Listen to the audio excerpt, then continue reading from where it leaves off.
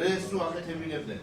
აი იმ სიებში არის ეს ხალხო და მუნიციპალიტეტში რო შექმნა მაგრამ ყველა სადაც პრობლემური იქნება თქვენ ყელის გვარის პირადობის მოწმობის და ფართო დაუშვათ და ჰექტარი და 25 1400 ჩასვლა. თემაზე როგორც რომელიც პროექტში მონაწილეობას არ აქვს. 25 იანვრამდე მხოლოდ და მხოლოდ ამ შემთხვევაში პრიორიტეტი არის ერთწლიანი კულტურა. მივიღეთ 15236 ბენეფიციარზე სასოფლო სამეურნეო ბარათები.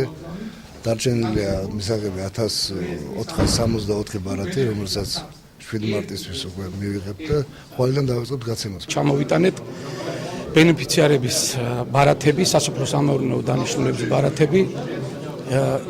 ეს ის ბენეფიციარები რომლებიც მონაცემები იყო აბსოლუტურად სწორი, დაიბეჭდა და ჩამოვიდა. დღეს აგრეთვე ჩამოვიტანეთ ჩვენ ეგრეთ წოდებული პრობლემატური სიები. ეს ის ბენეფიციარები არიან, რომელთა მონაცემები გამგეობებიდან მუნიციპალიტეტებიდან გადმოცემული იყო არასწორი მონაცემები.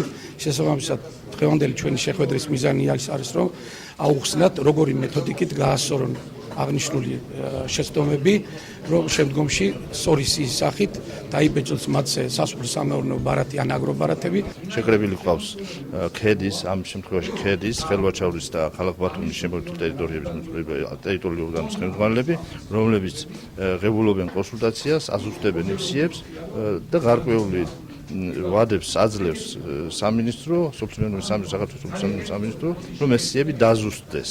ამავე დროს პროექტების სააგენტოდან ჩამოსულები არიან კიდე წარმომადგენლები, რომლებსაც ჩამოტანილი აქვთ ბარათები, რომლებიც უკვე დაზუსტებულია და ხვალიდან, ზეგიდან უკვე ყველა ბენეფიციარი მიიღებს ის, სადაც პრობლემური არაფერი აქვს, მიიღებს ბარათს.